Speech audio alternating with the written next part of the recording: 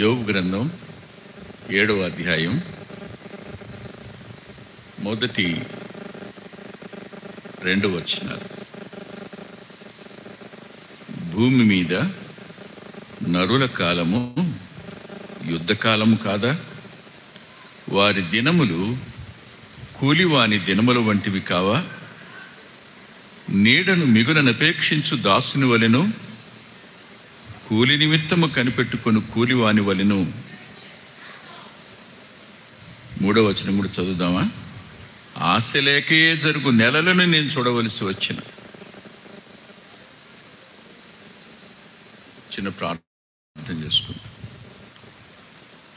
ప్రేమ గల మా ప్రియ పరలోకపు తండ్రి, జీవాధిపతి అయిన మా దేవా, కృపగల మీ పాదాల సమీపానికి మీ ప్రియకుమారుడు మా రక్షకుడు అయిన యేసుక్రీస్తు ప్రభువారి అతి పరిశుద్ధ నామంలో మరోసారి సహవాసంగా కూడి రావడానికి మేరికపూడిలో మీరు ఇచ్చిన సమయం కొరకే కృతజ్ఞత చెల్లిస్తున్నాను.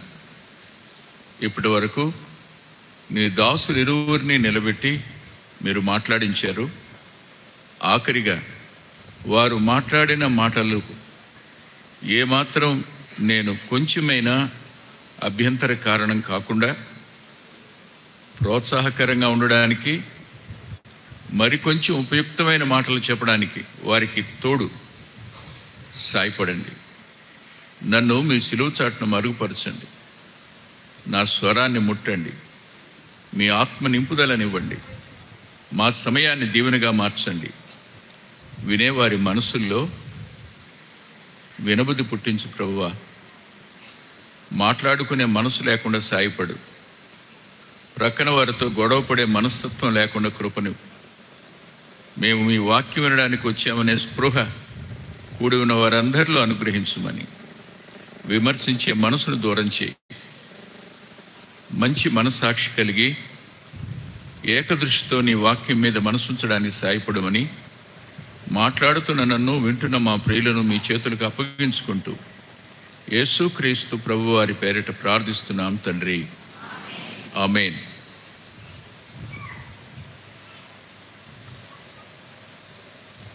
ఇది మానవ జీవిత చరిత్ర అంతటి మీద శాశ్వతంగా లిఖించదగిన ఒక మాట. మానవ చరిత్ర అంతటి మీద రాయదగిన ఒకే ఒక మాట. భూమి మీద నరుల కాలము యుద్ధకాలము కాదా? కాదని చెప్పగలిగిన వాడు ఎవడూ లేడు అని. ఖచ్చితంగా ఇది యుద్ధకాలమే అని. వాస్తవానికి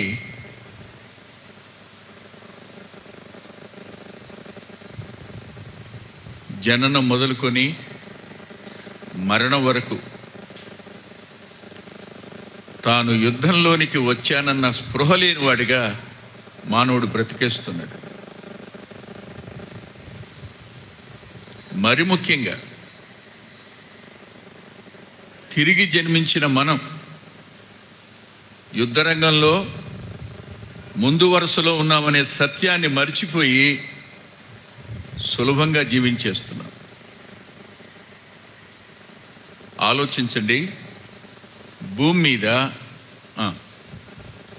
ఇక్కడ నరుల కాలము అనే మాట దగ్గర మన కాలము నా కాలము చెప్పుకుందామా? భూమి మీద నా కాలము యుద్ధకాలము కాదా? భూమి మీద మన కాలము యుద్ధకాలము కాదా? అంటే ఎక్కడున్నాం మనం ఇప్పుడు? వీఆర్ ఇన్ బ్యాటిల్ ఫీల్డ్, యుద్ధరంగంలో ఉన్నాం. చాలా సంవత్సరాల క్రిందట నేను ఏఎన్ఆర్ కాలేజీలో చదువుకుంటున్న రోజుల్లో నాకు 1 year సీనియర్ ఆయన నెంబరు 313, నా నెంబరు 313. ఒకే నెంబర్ 3 సంవత్సరాలు ఉంటుంది కదా డిగ్రీలో. నేను ముందు నడిచి వెళ్తున్నాను, ఆయన వెనకాల నడుస్తూ తమ్ముడు అన్నాడు. నన్ను తమ్ముడు అని పిలిచేవాళ్ళు ఎవరు లేరు. కజిన్స్ ఉన్న యారా అంటారు తప్ప తమ్ముడు అని పిలిచేవాళ్ళు లేరు. నన్నెవరు పిలుస్తారు, వెళ్ళిపోతున్నా. తమ్ముడు నిన్నే మళ్ళీ పిలిచాడు, నేనేం పట్టించుకోలే, వెళ్ళిపోతున్నా. దగ్గరికి వచ్చి తమ్ముడు అన్నాడు, నేనేం ఇంత ఎత్తున్నాను, ఆయన ఎంతున్నాడు. వేసి తమ్ముడు నువ్వు మంచి ఫిజిక్ ఉంది నీకు, నువ్వెందుకని గ్రౌండ్కి రావడం లేదన్నాడు.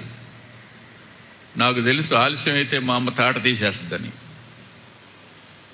అందుకని నేను ఆటలాడడానికి రానన్నయ్య అన్న. కాదు తమ్ముడు, నువ్వు రావాలి, నువ్వు జావలిన్ త్రో చేయగలిగితే నీ హ్యాండ్కి బ్రహ్మాండమైనటువంటి రిజల్ట్ వస్తుంది, నువ్వు రా. షార్ట్ పుట్టు జావలిన్ త్రో నీ హైట్కి బ్రహ్మాండంగా ఉంటుంది, నువ్వు రా అన్నాడు. రేపు వస్తానన్నా. ఏ అన్నాడు, మా అమ్మ పర్మిషన్ తీసుకోవాలి, లేట్ అవుద్ది నాకు. ఆ తరువాత ఆయన చదువు అయింది, నా చదువు అయింది. ఆయన ఒక మాట అన్నాడు, తమ్ముడు నీవు ఎక్కడుంటే నేను అక్కడే ఉంటా, నీ ప్రక్కనే నేను ఉంటా. ఇప్పుడు మా ఇల్లు ఆయన ఇల్లు ప్రక్కనే, మందిరం ప్రక్కనే తన ఇల్లు. ఆయనకు ఉద్యోగం వచ్చింది, కడప వెళ్ళాడు మొట్టమొదట. ఆయన స్పోర్ట్స్ అథారిటీ ఆఫ్ ఇండియాలో కోచ్ అనమాట. అప్పటికి పిల్లలు లేరు నాకు, అన్నకి పెళ్ళయింది, నాకు పెళ్ళయింది, పిల్లలు లేరు నాకు. సంవత్సరాలు గడుస్తున్నాయి, అన్నకు ఒక కొడుకు పుట్టాడు.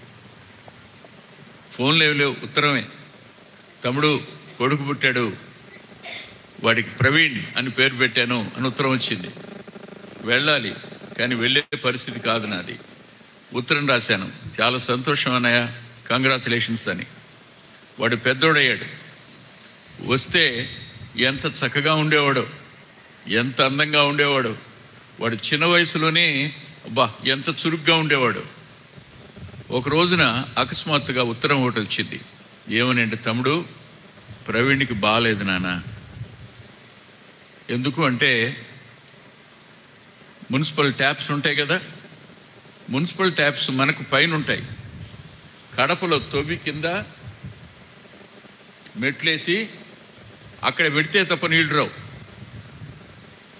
ఈ కుర్రాడు చిన్నోడు నడుస్తూ దిగుతూ పడిపోయాడు. పడిపోయినప్పుడు తలకు దెబ్బ తగిలింది. ఆ రోజు బాగానే ఉన్నాడు. ఆ రాత్రి గడిచింది.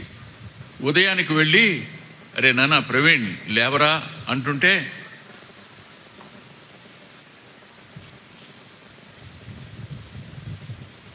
లేవలా. కాళ్ళు చేతులు మొత్తం ప్యారలైజ్ అయిపోయినాయి, బెడ్ రిడెన్. హాస్పిటల్స్ తిప్పారు, ప్రయోజనం లేకపోయింది. తమ్ముడు పలానా మెట్రోపాలిటన్ సిటీకి తీసుకెడుతున్నాను, ప్రార్థన చేయి. ఉత్తరం రాశాడు. మళ్ళీ ఉత్తరం రాశాడు, తమ్ముడు ఆపరేషన్ చేయాలంటే బ్రెయిన్కి రాశాడు. ఒక ఆపరేషన్ అయింది తమ్ముడు, రెండో ఆపరేషన్ జరగాలంటున్నారు, ప్రార్థన చేయవా? ప్రవీణ్ అయితే వద్దు నాన్న, రెండో ఆపరేషన్ వద్దు నాన్న అంటున్నాడు. ఉత్తరం వచ్చింది, తమ్ముడు ప్రవీణ్ లేడు, రెండో ఆపరేషన్ టైంలో చనిపోయినాడు టేబుల్ మీదే. నన్ను ప్రేమించినవాడు, నాకు పిల్లలు లేకపోయినా తనకు పిల్లలు ఉన్నారని సంతోషించిన నాకు ఆ పిల్లాడి మరణం దుఃఖానికి కారణమైంది. చిన్నోడిని రక్షించబడ్డాను. సేవ ఆరంభ దినాలు అవి, మామూలు ఏడుపు కాదు. ఏడుస్తూ ఆయన పాదాల దగ్గర ఇలా అనుకునేవాడిని, మనిషి ఎందుకు పుడతాడు, మనిషి ఎందుకు చచ్చిపోతాడు, మనిషి జననానికి ఒక అర్థం ఉందా, మానవుడు ఎందుకు పుట్టాలి, ఎందుకు పుడుతున్నాడు, ఈ ప్రశ్నలు నన్ను తరమడం ప్రారంభించాయి. నేను ఆ దినాన్న నా ఉదయకాల ధ్యానం ఆదికాండం 3వ అధ్యాయం క్వైట్ టైంలో 3వ అధ్యాయం చదువుతున్నాను. 15వ వచనం దగ్గరికి వచ్చాను. రాగానే అక్కడ 4 వ్యక్తులు కనపడ్డారు. 4 వ్యక్తులు కనపడ్డారు. ఒకటి ఆదాము నిలబడ్డాడు, 2 హవ్వ నిలబడింది, 3 అవకప్పుడు పేరు పెట్టలేదు, ప్రభువు నిలబడ్డాడు, అపవాది నిలబడ్డాడు. నిలబడినప్పుడు నా ప్రియరక్షకుడు నోరు తెరిచి మానవులు వింటూ ఉండగా అపవాదితో ఒక మాట అన్నాడు. మానవులు వింటూ ఉండగా అపవాదితో ఒక మాట అన్నాడు. ఏమన్నాడు తెలుసా? నీ సంతానానికి స్త్రీ సంతానానికి వైరం కలుగు చేస్తున్నాను. పిల్లలు లేరు ఇంకా. నీ సంతానానికి స్త్రీ సంతానానికి వైరం కలుగు చేస్తున్నాను అంటూ నీవు వాని మడిమి మీద కొడతావు, అది నీ తల చిత కొడుతుంది అన్నమాట. ఆగి కిందకి చూసా, ఆయన అని రాసింది ఫుట్ నోట్లో. నా మనసుకు ఒకటి అర్థమైంది. అదేమిటంటే అసలు మానవుడు జన్మిస్తున్నదే వాడిని గెలవడానికి. నువ్వు పుట్టింది ఎందుకోసం అంటే to conquer Satan. You are in the battlefield. You was born as a soldier. అసలు పుట్టిందే ఒక యోధుడిగా.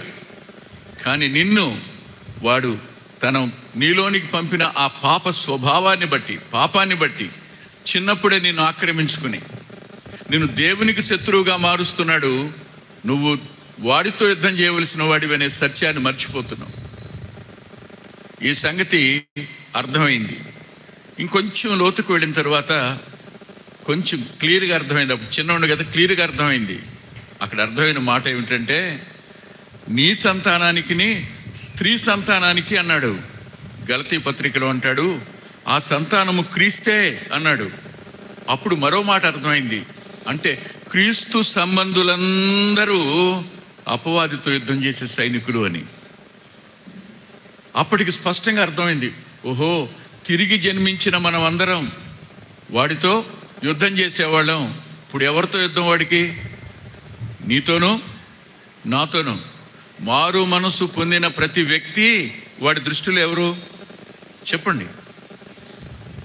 దేవుని యొక్క సైన్యం, దేవుని యొక్క యుద్ధ వీరులు. లోకం నుంచి వేరయ్యాం, లోకం మనకు శత్రువు అవుతుంది, అందులో అనుమానం లేదు. అపవాది యొక్క ఆధిపత్యం నుంచి బయటకు వచ్చేసాం, వాడు మనకు శత్రువు అవుతాడు. అంత మాత్రమే కాదు, ఒకప్పుడు పాప స్వభావం ఉండేది, ఇప్పుడు ఆత్మ స్వభావం ఏర్పడింది. మనలో పరిశుద్ధాత్మ దేవుడు నివసించడం ప్రారంభించాడు. ఇప్పుడు మనం శరీర స్వభావాన్ని కూడా గెలవడానికి పోరాడుతున్నాం. ఇది పోరాటం. అపవాదితో పోరాటం, లోకంతో పోరాటం, శరీర స్వభావంతో పోరాటం. ఈ మూడంతల పోరాటంలో మనం ఉన్నాం. ఇది ఏ కాలం చెప్పండి? ఇప్పుడు యుద్ధకాలం. అవును, ఈ 7వ అధ్యాయాన్ని మనం 21 వచనాలు ఉన్నాయి. ఈ 21 వచనాలని 6 భాగాలు చేసుకోవచ్చు అనిపించింది. 6 భాగాలు చేసుకుని ధ్యానం చేయొచ్చు అనిపించింది. ఈ మొదటి అధ్యాయంలో నేను ముందుగానే మీకు ఆదరణకరమైన మాట చెప్తున్నాను. అంటే చివరిలో చెప్పాల్సింది ముందు చెప్తున్నాను. అదేమిటంటే యుద్ధం అయిపోయింది. యుద్ధం అయిపోయింది. ఏ యుద్ధం ఎల్లకాలం ఉంటుంది? మాట్లాడండి. మొదటి ప్రపంచ యుద్ధం ఎప్పటి నుంచి ఎప్పటి వరకు? రెండవ ప్రపంచ యుద్ధం తమ్ముడు నాయనా వాక్యం వినవా నువ్వు?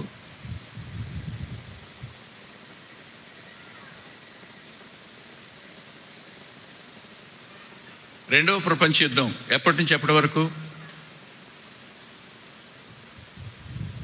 దెర్ ఇస్ ఎ పీరియడ్ కదా. మన యుద్ధ కాలం కూడా సమాప్తం అవుతుంది. ఎప్పుడు?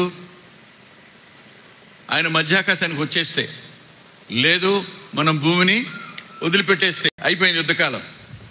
అయితే ఒక మాట, యుద్ధం గెలిచి వస్తున్న దావీదును చూసి ప్రజలేమన్నారు అన్నారా? యుద్ధం గెలిచిన వాళ్ళకి ఏముంటుంది? మాట్లాడండి. కార్గిల్ యుద్ధం గెలిచాం, ఏం జరిగింది? మరణించిన వారికి ఆ చక్రం ఈ చక్రం ఇచ్చారుగా. బ్రతుకున్న వారికి కూడా ఇచ్చారు. గెలుపులో బహుమానం ఉంది. యుద్ధం తరువాత బహుమానం నీకు నాకు. ఊరికినే మనం యుద్ధంలో లేం, ఊరకనే పోరాడడం లేదు. We're going to receive a wonderful gift from the hands of our eternal saviour.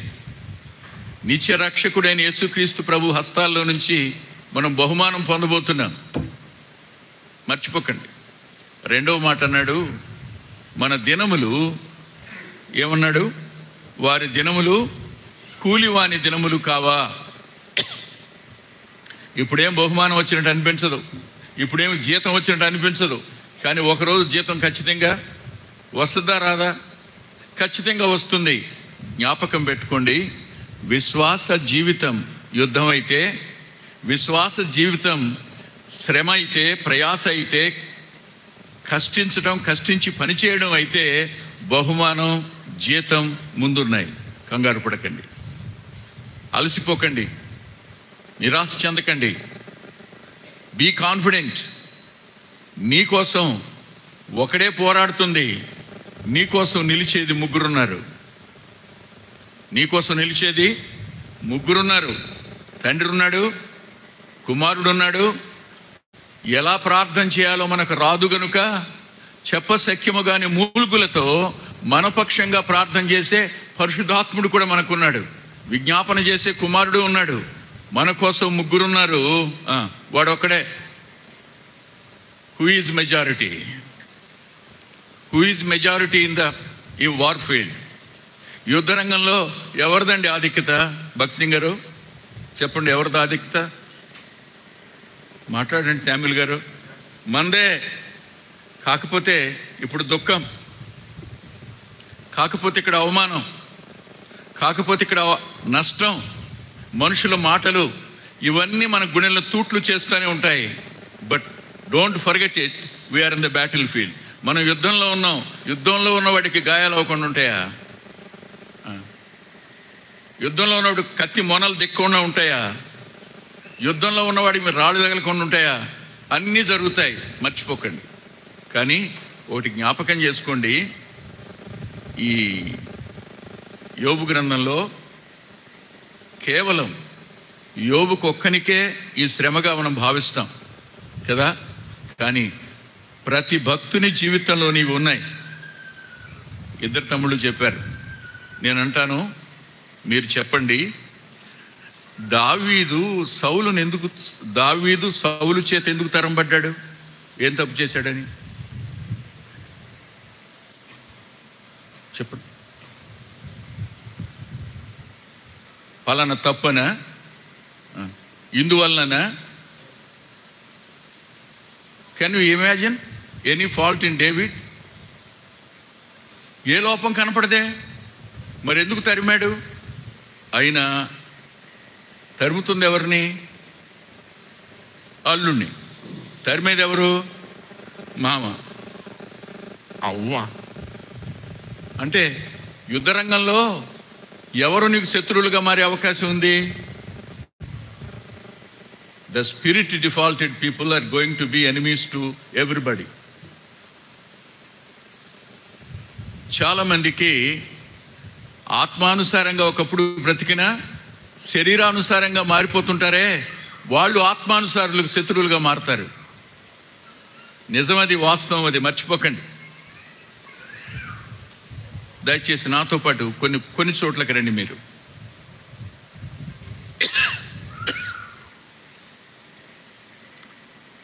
89వ కీర్తన.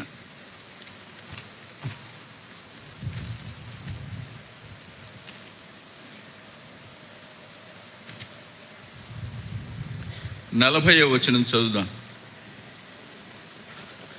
అందరం కలిసి చదువుకుందాం. అతని కంచెలన్నీ నీవు తెగ్గొట్టి ఉన్నావు, అతని కోటలు పాడు చేసి ఉన్నావు. త్రోవను పోవు వారందరూ అతని దోచుకొనుచున్నారు. అతడు తను పొరుగు వారికి నిందాస్పదుడాయను. అతని విరోధుల కుడి చేతిని నీవు హెచ్చించి ఉన్నావు. అతని శత్రువులందరినీ నీవు సంతోషపరిచి ఉన్నావు. అతని ఖడ్గము ఏమీ సాధింపకుండా చేసి ఉన్నావు. యుద్ధమందు అతన్ని నిలవబెట్టుకున్నావు. ఏమిటిది? ఎవరి కీర్తన? యాతాము రాసిన కీర్తన. ఎవరిని గురించి చూడండి, 4వ వచనంలో, నా సేవకుడైన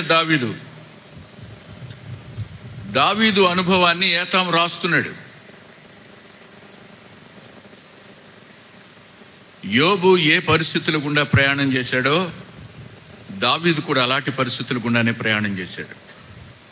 ప్రతి భక్తుని జీవితంలో ఇలాంటి పరిస్థితులు ఏర్పడతాయి. అనుమానమేం లేదు, కంగారేం పడకండి. మనమందరం అదే మార్గంలో నడిచి వెళ్ళాలి. నడుస్తున్నాం. ఇందా తమ్ముడు చెప్పాడుగా, కొంతమంది సమస్యల్లో ఉన్నారు, కొంతమంది సమస్యలోంచి బయటకు వచ్చారు, కొంతమంది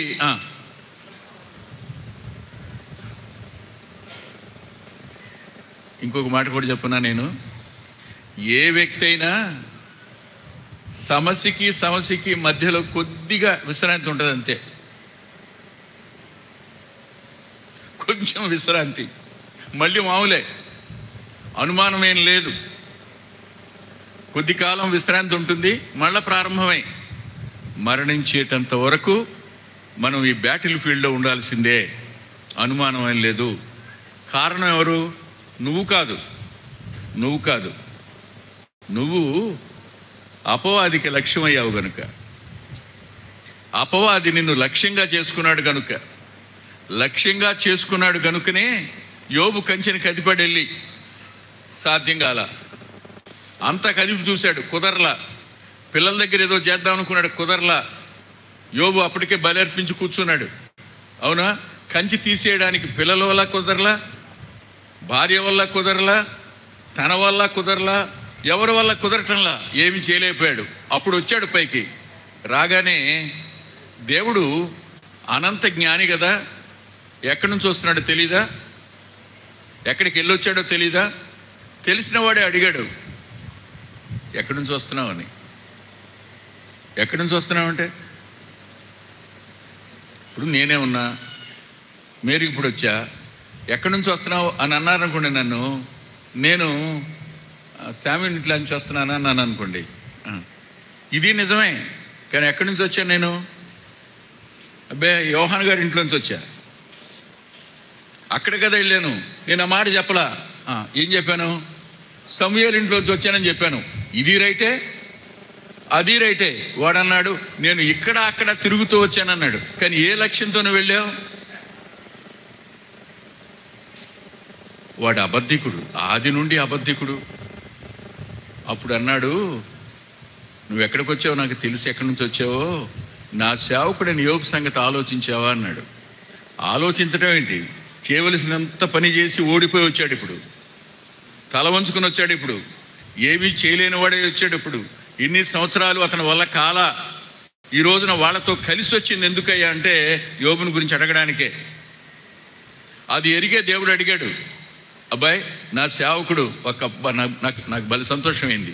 ఎవరి ముందు సేవకుడు అన్నాడు? చెప్పండి, ఎవరి ముందు సేవకుడు అన్నాడు? దేవదూతలు ఎవరు? మరి ఇతనెవరు? ఒకప్పుడు మీరు ఎలక్ట్రిసిటీ డిపార్ట్మెంట్లో పనిచేశారు, మిమ్మల్ని రిమూవ్ ఫ్రమ్ సర్వీస్ చేశారు. నువ్వు ఇప్పుడు రిమూవ్ ఫ్రమ్ సర్వీస్, అవునా? ఇప్పుడు ఎవరో కుర్రాడిని చూపించి ఇప్పుడు ఎలక్ట్రిసిటీలో ఈ కుర్రాడు పని చేస్తున్నాడు అంటే రిమూవ్డ్ ఫ్రమ్ సర్వీస్ వాడికి ఎట్టుంటుంది? సేవలోంచి పీకేశారు అతన్ని. అతని ముందు ఈ మట్టి మానవుడిని ఏమంటున్నాడు ఆయన? My servant job. మరి నువ్వెవరు? నీకోసం నువ్వు పని చేస్తున్నావు, నాకు విరోధంగా పనిచేస్తున్నావు, అంతేగా, పతనం అయిపోయి ఉన్నావు నువ్వు. కానీ ఇతను నా సేవకుడు. అబ్బా, మంట మండి ఉండదు, కడుపు రగిలుండదు కదా, పళ్ళు పటపట కోరుకుండడు. నిజంగానే ఉంటే అక్కడితో ఊరుకుంటే బాగుండిపోయేది. ఇలా అన్నాడు, యథార్థవంతుడయ్యా అని, నువ్వు అబద్ధికుడు అని.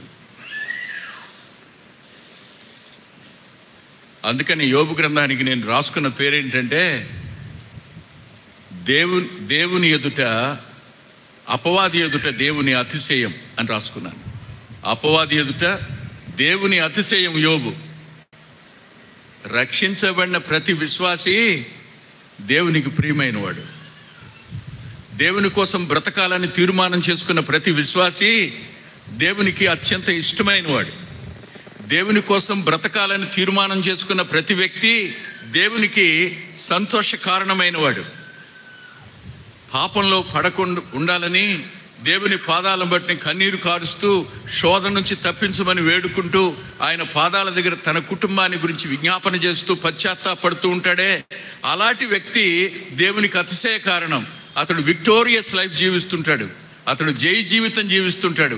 అలాంటి వాడు దేవునికి అతిశయ కారణం. ఇక్కడ కూర్చున్న వాళ్ళు లేరా? ఉన్నారు.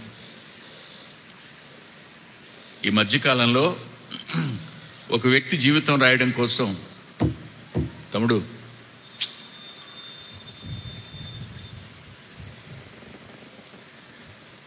అవును, మొదటి రోజు 3వ మీటింగ్కే నిద్రపోతే మీరు, అయ్యా పెద్దవారు, మొదటి రోజు 3వ మీటింగ్కే నిద్రపోతే కొంచెం లేపండి సార్. మొదటి రోజు 3వ మీటింగ్కి మీరు నిద్రపోతే 2వ రోజు 6వ మీటింగ్ దాకా ఎలా ఉంటారు? కొంచెం నా వంక చూసి కొంచెం మెలకు తెచ్చుకోండి. రాత్రిపూట నిద్ర ఉండదు, దోమలు ఉంటాయి, అందరి పరిస్థితి అలాంటిదే. కొంచెం మీరు ఎవరు నిద్రపోట్లా, అందరూ బ్రహ్మాండంగా ఉన్నారు. ఒక తమ్ముడు ఇటు కునికాడు, ఒక ఆయన మాత్రం ఎప్పటి నుంచి నిద్రపోతున్నాడు. ఆ ప్రక్కన ఉన్న దైవ సేవకులు ఇద్దరు చూసుకుని నిద్రపోతున్నారు కదా, చూస్తాడు వీడు, ఖచ్చితంగా మళ్ళీ ఆగుతాడు. వాళ్ళ ఫీలింగ్ వాళ్ళకు ఉంది. కొంచెం ఏమనుకోకండి అన్నాడు. యథార్థవంతుడు ఇతను అన్నాడు. ఎవరి ముందు? తేజోవాసులుగా పిలువబడిన వారు, దేవదూతలుగా ఆత్మలుగా సృజించబడిన వారి ముందు మట్టి మానవుణ్ణి అంటున్నాడు ఇతడు యథార్థవంతుడు అని. యథార్థవంతుడు మాత్రమే కాదు, ఏమన్నాడు? నీలో ఏం లేదు, నీలో న్యాయం లేదు. యథార్థవంతుణ్ణి, న్యాయవంతుణ్ణి చెడగొట్టాలనే మనసున్నవాడు న్యాయవంతుడు ఎలా అవుతావు? నువ్వు కంచి కదపటాకి వెళ్ళావు, అవునా? న్యాయవంతుడు, ఈజ్ రైచియస్. బా, ఏం మాట! ఇవన్నీ అని ఊరుకుంటే బాగుండేది. 3వ మాట అన్నాడు, చెప్పండి. చెడుతనమును, వీడేమో చెడుతనాన్ని మోసుకు తిరుగుతున్నవాడు, చెడుతనానికి జన్మస్థానం, చెడుతనాన్ని పెంచుతున్నవాడు, చెడును రోజు రోజుకి విస్తరింపజేస్తున్నవాడు. అతని ముందేమన్నాడు? చెడుతనాన్ని విసర్జించినవాడు అని ఊరుకుంటే బాగుండేది. ఏమన్నాడు? ఆస్తి పరంగా చూస్తే తూర్పు దేశాల్లో ఇతని వంటి వాడు లేడు, కానీ ఆత్మీయంగా చూస్తే భూమి మీద ఇలాంటి వాడు లేడు అన్నాడు. అంటే అర్థం ఏంటి చెప్పండి? He is only the person on earth. భూమి మీద ఇతను ఒక్కడే. ఆ మాట చెప్పండి, ఎలా ఉన్నాడు? Is like me. యోబు నాలాంటి వాడయ్యా. దేవుడెవరు? యథార్థవంతుడు. దేవుడెవరు? న్యాయవంతుడు. దేవుడెవరు? పరిశుద్ధుడు. ఆయనలో ఇసుమంతైనా గమనం వల్ల వచ్చే ఛాయ అయినా లేదు. అలాంటివాడు ఇతడు, అలాంటివాడే అన్నాడు. ఎవరిని గురించి అంటే? శరీరంలో లేడనా?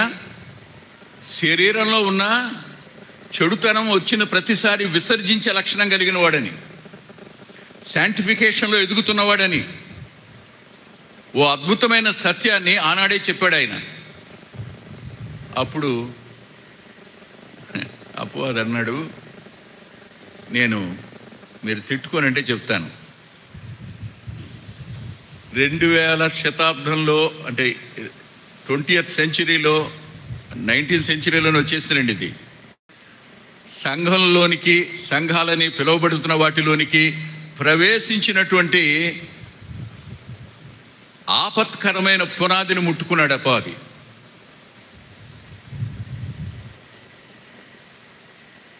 ఆలోచించండి, ఎందుకు నమ్ముకున్నాడు? ఊరికి నేను నమ్ముకున్నాడా? నువ్వు కంచె వేసావు కాబట్టి నమ్ముకున్నాడు. నువ్వు కంచె వేసావు కాబట్టి నమ్ముకున్నాడు. దేని చుట్టూ? అంతేకాదు, అతడు చేసిన ప్రతిదీ ఏమవుతుంది? Success, success, success. సోదరుడా, నువ్వు పట్టుకున్నది ప్రతిదీ బంగారం అవుద్ది. ఈ 500 రూపాయల నోట్ నీ దగ్గర పెట్టుకో, నువ్వు ఇంటికి వెళ్ళేటప్పటికి 50 లక్షలు అవుతాయి. అబ్బా, ఏం బోధలో కదా! ఎందుకు నమ్ముకున్నారనుకుంటున్నావు? ప్రాస్పరిటీ కోసం నమ్ముకున్నారయ్యా. భూ సంబంధమైన భద్రత కోసం నమ్ముకుంటున్నారు అనేకులు. ఊరికినే నమ్ముకోవటలా. ఇవాళ కాదు, అపవాది ఆ రోజునే అన్నాడు, సంఘం యొక్క పునాది పాడైపోతుందని, సంఘంలోనికి ఎలాంటి వ్యక్తులు ప్రవేశిస్తారో, మానవుల ఉద్దేశాలు ఏమిటో ఆ రోజునే అన్నాడు అతను. ఊరికి నేను నమ్ముకోలా, కంచి వేసావు కాబట్టి నమ్ముకున్నారు. అతడు చేపట్టిందంతా కూడా సఫలమవుతుంది కాబట్టి నమ్ముకున్నాడు. ఒక్కసారి అవకాశం అన్నాడు. ప్రభు ఏమన్నాడు? నో అనలా. ఎందుకనలా? ఇందాక తమ్ముడు అన్నాడు, అసలు పేరెత్తింది ఎవరంటే అపవాది ముందు. మొట్టమొదటిసారి యోబు గ్రంథం చదివేటప్పుడు బాధపడిపోయా, ఎందుకు ఎత్తావయ్యా బాబుని ముందని. అనవసరంగా ఎత్తి కష్టాల్లో పడేసావుగా నువ్వు. అట్లా ఉండేది మొట్టమొదట్లో దేవునితో మాట్లాడడం. ఇప్పుడు అలా మాట్లాడడం లేండి. ఆలోచించండి. వాస్తవానికి దేవుడు సరే అన్నాడు. అంటే మానవుడు, ప్రతివాడు 3 అంతల కంచెలో ఉంటున్నాడు.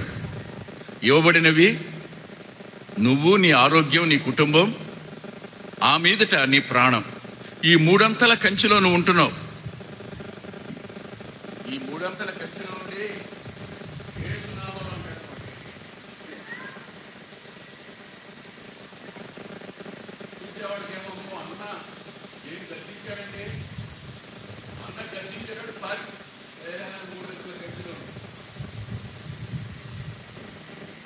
అన్నలకే కదా వచ్చేది ఘనత. శక్తినిచ్చిన దేవుడు, కాపుదలిచ్చిన దేవునికి కాదు ఘనత. ప్రార్థన చేసిన అన్న కదా. యుద్ధంలో ఓడిపోయిన సంగతులు అవన్నీ గెలిచే సంగతులు కావు.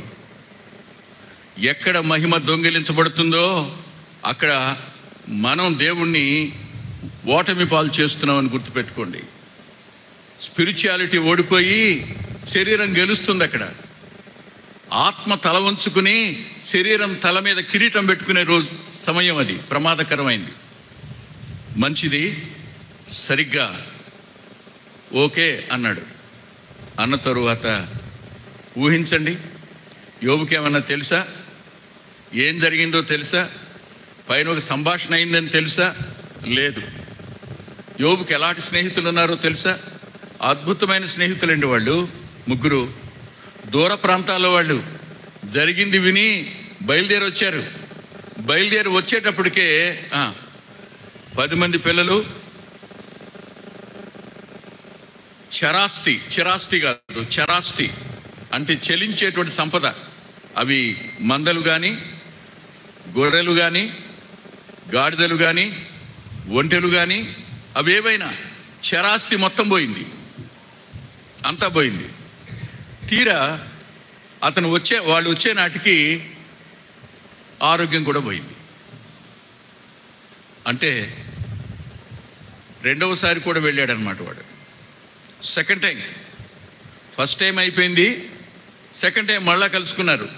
మరి ఎన్నిసార్లు కలుసుకుంటారో తెలియదు, జరుగుతూనే ఉంటుంది, ఇప్పటికీ జరుగుతూనే ఉంటుంది. ఇప్పటికీ జరుగుతూనే ఉంటుంది అనడానికి కొత్త నిబంధనలో మనకు ఒక ఆధారం ఉంది. ఆ రాత్రి ప్రభు అన్నాడు, సీమోను, అపవాది మిమ్మల్ని కోరుకున్నాడయ్యా, జల్లెడు జల్లిస్తానని, నీ నమ్మకం తప్పుకోకుండా వేడుకున్నానయ్యా అని. ఆనాటి నుంచి ఈనాటి వరకు వేడుకుంటున్నాడు కాబట్టి నిల్చున్నాం, లేకపోతే పోయిండోడం ఇప్పుడు. Not because of our capacity, not because of our strength, only because of his grace. ఆయన కృపను బట్టి మాత్రమే గెలవగలుగుతున్నాం, మర్చిపోకండి. అపవాది 12 మందిని అడిగాడు. ఇవాళ ఎంతమందిని ఇక్కడున్న వాళ్ళని ఎంతమందిని అడిగాడో నాకు తెలియదు. నన్ను అడిగాడు, ఏబిని అడిగాడు, తమ్ముడు ప్రకాష్ని అడిగి ఉండడు, ఇంకా పెట్టని వాళ్ళలో ఉండుంటాడు ప్రకాష్. ఎందుకంటే అనుకుంటున్నారు, ఇంకా ఆస్తి తగాదాలు లేవు, తలనొప్పులు లేవు, పిల్లల పెళ్ళిళ్ళు చేయలా కాబట్టి అడుగు పెట్టదు అనుకుంటున్నా. అంతే తమ్ముడు, ఇంకేం కాదు. సరే, ఇక్కడికి వద్దాం. రెండోసారి వచ్చిన తర్వాత ప్రభు అన్నాడు, నిష్కారణం కదయ్యా అన్నాడు. నిష్కారణం కదయ్యా, వితౌట్ రీజన్, కారణం లేకుండా అపవాది ముఖాన్న మామూలుగా మనం మాట్లాడుకుంటామే, కత్తికి నెత్తురు చుక్క లేకుండా పోయి ఉంటుంది కదూ. మొదటిసారి వచ్చి పర్మిషన్ తీసుకున్నవాడు రెండవసారి వచ్చేటప్పటికి తల ఉంచుకున్నాడు దేవుని ముందు. తల ఉంచుకున్న తరువాత there is an argument with him. వానిలో ఒక వాదన, బలేవడులే, ఏం పోయింది, ఆస్తి పోయింది అంతేగా, పిల్లలు పోయారు. మనిషి తన కోసం ఏదైనా ఇచ్చేస్తాడు. ఒక్కసారి అతని ఆరోగ్యాన్ని ముట్టుకొని, అంటే కొంతమంది ఏమో ఆస్తి కోసం ప్రభు దగ్గరికి వస్తారు, కలిసి రావడం కోసం ప్రభు దగ్గరికి వస్తారు. ఇంకొంతమంది ఏమో పిల్లల కోసం వస్తారు, మరికొంతమంది ఏమో ఆరోగ్యం కోసం వస్తారు ఈ దగ్గరికి. ఊరికి ఎందుకు వస్తున్నారు అనుకున్నావు? నువ్వు దేవుడు అని నమ్ముకోవడానికి వస్తున్నారా? నువ్వు రక్షిస్తావని నమ్ముకోవడానికి వస్తున్నారా? కాదు కాదు కాదు కాదు, ఈ భౌతిక సంబంధమైన వాటి కోసం వస్తున్నారు. ఇదేగా ఫౌండేషన్ ఇవాళ. క్రీస్తు యేసు అనే బండ కాదు కదా పునాది. ఆ రోజు ఎత్తి ఆరోగ్యం కోసం అయ్యా, ఆరోగ్యం తీసేయి, అప్పుడు చూడు నీ ముఖం ముందే దూషించకపోతాడు. కానీ మళ్ళీ అన్నాడు, ప్రభు అన్నాడు, సరే ఓకే, జాగ్రత్త, ప్రాణాన్ని ముట్టుకోబాకు. అంటే అర్థం ఏంటి చెప్పండి? వాడు మాట్లాడండి, ప్రాణాన్ని ముట్టుకోవద్దు అంటే నీ ఇష్టం అని ఊరుకుంటే ఏం చేసి ఉండేవాడు? ఆయన అండవు. మన ప్రాణాలు ఆయన ఎక్కడున్నాయి? పౌలు గారు రాస్తాడు, మీ జీవము క్రీస్తు యేసునందు దాచబడి ఉంది. మన కంచె ఆయన, మన కోట ఆయన, మన ఆశ్రయ దుర్గం ఆయన, మన కేడం ఆయన, మన రక్షణ శృంగం ఆయన. అవుదాం, ఆరోగ్యం కూడా సరే తీసే అన్నాడు. ఏమండి, అంచెలంచెలుగా ఎందుకు జరుగుతుందో అర్థం కాకుండానే ఆస్తి పోయి, పిల్లలు పోయి, ఆరోగ్యం పోయి ఎలా ఉన్నాడు ఇప్పుడు? ఓ సిస్టర్ అంది ఒక రోజున, బాబా యోబుకి ఏమొచ్చినాయి కష్టాలు, నాకు వచ్చిన కష్టాలు ఏమైనా వచ్చినాయి ఆ యోబుకి అంది. అమ్మా మా తల్లో, అంటే నువ్వు యోబు కంటే గొప్పదాను అనమాట. అంటే ఎవరి కష్టాలు వాళ్ళకి ఎక్కువ కనపడతాయి అంతే, కానీ యోబు కష్టం వేరు. ఒక మాట చెప్పున, యోబు మొట్టమొదట ఎదుర్కొన్న శత్రువు ఎవరో తెలుసా? హిజ్ స్పౌస్, అతని భార్య. విచిత్రం చెప్తాను వినండి. యుద్ధ రంగంలో నువ్వున్నావు, నీకు తెలీదు యుద్ధమని, ఒక్కొక్కటి కోల్పోతున్నావు, విశ్వాసం కలిగి ఉన్నావు, యథార్థత వదిలిపెట్టనన్నావు, చచ్చిపోయిన యథార్థంగానే ఉంటానని మాట్లాడే ఆ నిర్ణయం నీ అంతరంగంలో ఉంది, నిలబడ్డావు దేవుని కోసం. కానీ నీ భార్య వచ్చింది, దీని అంతటి కారణం నీకు తెలుసా? నీకు తెలియదు, నేను చెప్తున్నాను విను, యథార్థతను వదిలిపెట్టవయ్యా. యోబుకు తెలియని సంగతి ఈ భార్యకి ఎలా తెలిసింది? ఏర్పరచబడిన వారిని సహితం తనకు సాధనాలుగా చేసుకో తగినవాడు. ఎంతో ప్రేమించిన స్నేహం మధ్య, ఎంతో ప్రేమ కలిగిన భార్యల భర్తల నడుమ కూడా వాడు ఏం పెట్టగలడు? మాట్లాడరే. ఎవరేమన్నా నేనేం అనుకునేదాన్ని కాదన్నయ్య, కానీ ఆయనే అన్నాడు. ఆ మాట నా గుండెను కోసేసింది అంటావు కదూ. పాపం అది చేతిలో పడ్డాడంతే, ఆమె అతని చేతిలో పడిందంతే. వచ్చి ఎంతకాలం అయ్యి ఇంకా వదిలిపెట్టంటే బాగుండేది. దేవుణ్ణి దూషించు అంటే ఇప్పటికీ అపవాది యొక్క ఉద్దేశం ఏంటి చెప్పండి? విశ్వాసులు దేవుణ్ణి ప్రశ్నించాలి, దేవుణ్ణి దూషించాలి, దేవునికి దూరం అయిపోవాలి. తమంతట తాముగా నాకు ఏ స్వేచ్ఛను ఇచ్చావో మానవులకు అదే స్వేచ్ఛ ఇచ్చావు. ఆ స్వేచ్ఛను దుర్వినియోగం చేసుకుని నేను ఎలా దూరం అయిపోయానో అలాగే రక్షించబడిన వాడు కూడా దూరం అయిపోవాలి. కానీ వాడికి తెలియదు, నా తండ్రి చేతిలోంచి ఎవడు వాటిని అపహరించలేడు, నా చేతిలోంచి కూడా ఎవడు వాటిని అపహరించలేడు. ఇంతటి గొప్ప కాపుదల మనకుంది. శ్రమలు తాత్కాలికం, కష్టాలు తాత్కాలికం, అవమానాలు తాత్కాలికమే, ఇబ్బందులు తాత్కాలికమే, నిందలు తాత్కాలికమే. ఇవన్నీ వస్తాయి. These are all common. ఇది జరుగుతూనే ఉంటాయి, అనుమానం లేదు. సరిగ్గా అలాంటి సమయంలోనండి నువ్వైతే ఏం చేసాడో నేనైతే ఏం చేశాను. మొన్న చీరాల్లో తమ్ముడు శ్రీను,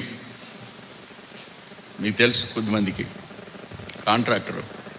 వాళ్ళ మామగారు ఎలక్ట్రిసిటీలో పనిచేస్తున్నాడు, మంచోడు. ఆయన పోల్ మీద నుంచి పడిపోయాడు, మొత్తం కాలిపోయాడు. అలాంటి ఆయన పడక మీద పడిపోయాడు చివరి దినాల్లో పడిపోతే పాపం పని చేస్తుంది, మంచిది ఆవిడ భార్య, చాలా మంచిది. గబాలను ఒక మాట అంది. ఈయన మౌనం కూరుకున్నాడు.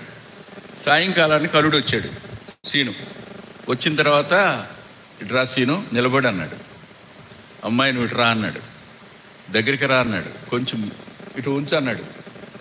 చెయ్యి లేపుతాడు, అంతకు మించి ఇంకేం లేపలేడు. చెయ్యి పెట్టి చెంప మీద ఫ్యాట్ను కొట్టాడు. కొట్టి ఏమందో అడుగు అన్నాడు. ఆమె షాక్ అయిపోయింది. ఆయన ఒక మాట తూలి అందట ఆవిడ. అవునా? కానీ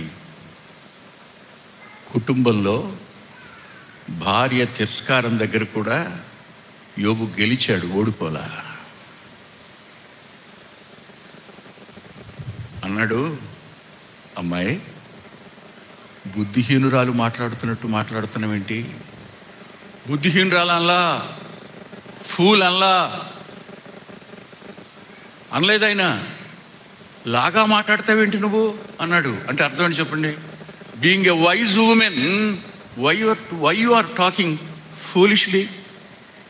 అరే జ్ఞానం గల స్త్రీవి కదా నువ్వు, బుద్ధిహీనురాలు రాగా మాట్లాడతావేంటి? ఆలోచించండి. కుటుంబం లోపల శత్రువులను రేపుతాడు. టైం అయిపోయింది సమీర్. ఇంకో 10 నిమిషాలు మాట్లాడండి అన్నయ్య అంటున్నాడు. కరెక్ట్ టైం అయిపోయింది తమ్ముడు. గెలిచాడా గెలవలేదా? మరో మాట చెప్తాను. ఎంత దూరం నుంచి ప్రయాణం చేసి వచ్చారో. 3 స్నేహితులు. వాళ్ళ ప్రేమ ఎంత గొప్పది అంటే వచ్చి రాగానే చూసి పోల్చుకోలేక గావురుమని ఏడ్చారంట, ఎలుగెత్తి ఏడ్చారంట. ఏడ్చిన వారు యోబేంటి ఇలా అయిపోయాడేంటి? యోబేనా? నా స్నేహితుడు యోబు, మా స్నేహితుడు యోబు, ఐశ్వర్యవంతుడని యోబు, మంచివాడేని యోబు, జ్ఞానవంతుడైన యోబు ఇట్ అయిపోయాడేంటి? What happened? ఏం జరిగింది? ఇలాంటి వ్యక్తికి ఇలాంటి కష్టాలు వస్తాయా? చాలాసార్లు చాలామంది భక్తుల జీవితాలను చూసి వీళ్ళకి ఇలాంటి శ్రమలు ఎందుకు వచ్చాయి, అయ్యయ్యో బోధించే వారికే ఈ కష్టాలు వస్తే మా పనేమైపోవాలి అని వేదన చెందే పరిస్థితి ఆ రోజైనా ఈ రోజైనా ఉంటుంది. ముఖ్యంగా స్నేహం మరి ఎక్కువగా తెలబోతుంది. కారణం మన గురించి బాగా వాళ్ళకే తెలుసు. విచిత్రం చెప్పన, 7 దినాల పాటు వారు మాట్లాడలేకపోయారు. 7 దినాల పాటు మౌనంగా ఉన్నారు. మౌనంగా ఉండడం కాదు, ఉపవాసం ఉన్నారు. యోబుతో కలిసి ఏడ్చారు. యోబు బాధలో యోబు బాధను తమ బాధగా చేసుకుని దుఃఖించారు. 7 దినాల పాటు వాళ్ళు బాధపడుతూనే ఉన్నారు. కానీ 7వ దినం రాత్రి అపవాది తాను చేయవలసిన కార్యం చేశాడు. ఎలీఫజు కలలో చేశాడు. ఎలీఫజుకు ఒక కల వచ్చింది. అది 5వ అధ్యాయం దాకా సాగింది ఆ విషయం. కలలో ఒక వ్యక్తి చూపించటం లేదు, ముగిస్తున్నాను. కలలో ఒక వ్యక్తి, ఒక రూపాన్ని నేను చూశాను. ఆ శ్వాస నా ముఖానికి కొట్టింది, నా వెంట్రుకలన్నీ నిలబడ్డాయి. నిలబడితే మెల్లని స్వరంతో ఒక మాట వినపడింది. అంటే జ్ఞాపకం పెట్టుకోండి, Satan duplicates God's voice. Even దైవ స్వరాన్ని కూడా వాడు ఏం చేయగలడు, నకిలీగా మార్చగలడు. అంటే దేవుని స్వరాన్ని కూడా వాడు ఇది దేవుని స్వరమే అన్నట్టుగా నమ్మించగలడు. వాడు ఎంతో దేవుని స్వరంతో సంబంధం ఉన్నవాడు తప్ప గుర్తుపట్టలేడు అనుకునేంత. యోబు అయితే గుర్తుపట్టేవాడేమో, ఎలీఫజు కదా గుర్తుపట్టలేదు. ఏమయ్యా, మట్టి మనుషులు దేవుని ఎదుట నీతిమంతులు అవుతారా? ఆయన దేవదూతల్లోనే లోపాలు కనుక్కుంటున్నాడయ్యా అన్నాడు. ఈ మాట చెప్పగానే ఎలీఫజు మనసులోకి ఏదో వచ్చింది. ఇన్ని దెబ్బలు తగిలాయంటే, పిల్లలు 10 మందిని పోగొట్టుకున్నాడంటే, ఆస్తి అంతా పోయిందంటే, గాలి వచ్చి కొట్టిందంటే, శబాయిమీలు వచ్చారంటే, వీళ్ళందరూ వచ్చారంటే ఊరికిరే రాలేదన్నమాట. అమ్మో, మనకు తెలియంది ఏదో ఉందయితే. ఏం ప్రవేశపెట్టాడు? స్నేహంలోనికి ఏం ప్రవేశపెట్టాడు చెప్పండి? సొంత అన్నదమ్ములకు ప్రవేశపెట్టగలడు అనుమానాన్ని. ప్రాణ స్నేహితుల మధ్యలో ప్రవేశపెట్టగలడు సందేహాన్ని. నిన్ను అపార్థం చేసుకునేటట్టుగా వాడు ఎంత అద్భుతమైన తన సాధనాలను వాడగలడో. అగ్నిబాణాలు అవి తగిలినాయి. ఎలీఫజ్ చెప్పిన మాట జోఫరు బిల్దదు కూడా విన్నారు. విన్నవాళ్ళు కూడా ఆ కళను బట్టి వీళ్ళు ప్రభావితం అయ్యారు. ప్రభావితం అయ్యి వాళ్ళ తర్వాత మాట్లాడతారు. 4వ అధ్యాయం 5వ అధ్యాయం ఎలీఫజు ఒప్పించడానికి ప్రయత్నం చేస్తున్నాడు. నువ్వు పాపివని, నువ్వు తప్పు చేశావని, లేకపోతే ఇదంతా ఎందుకు జరుగుతుందని. 5వ అధ్యాయంలో ప్రారంభించినటువంటి 6వ అధ్యాయంలో ప్రారంభించినటువంటి యోబు గారు ప్రత్యుత్తరం 7వ అధ్యాయం అంతా ప్రార్థన. Wonderful prayer of Job. ప్రార్థన ప్రారంభిస్తూ దేవునితో అంటాడు, దేవా, భూమి మీద మా కాలం యుద్ధకాలం కాదా? కూలివారి వంటి దినాలు కావా? ఆస్తితో ఎదురు చూస్తాం కదా. యుద్ధం చేసేటప్పుడు నెమ్మది ఎక్కడుంటుంది? ప్రయాసపడి కష్టపడుతున్నప్పుడు విశ్రాంతి ఎక్కడుంటుంది? ఈ పరిస్థితులు కదా మా జీవితంలోకి వచ్చాయి అని. ఇవే మాటలు పౌలు గారు కూడా అంటాడు. నేను మంచి పోరాడితేనే అంటాడు. ఇంకా అంటాడు, ఎఫెసులో నేను మృగములతో పోరాడితేనే అంటాడు. ఎఫ్సి పత్రిక 6లో అంటాడు, మనము పోరాడునది శరీరులతో కాదు కానీ వాళ్ళతో పోరాడుతున్నాడు. ఇవాళ మనకు వచ్చిన కష్టం కానీ కన్నీరు కానీ మనుషులు కాదు. మీరు మనుషుల మీద కష్టం పెట్టుకోకండి, వాళ్ళని వదిలిపెట్టేయండి. వారి వెనక ఉన్నవాడు, వాళ్ళని సాధనాలుగా వాడుకున్నవాడు వాడితో మన యుద్ధం చిట్ట చివరి వరకు కొనసాగుతుంది. చిట్ట చివరికి ఘనత దేవుని నుండి నీకు లభిస్తుంది, బహుమానం, జీతం. తల్ల వంచి ప్రార్థన చేసుకుందాం.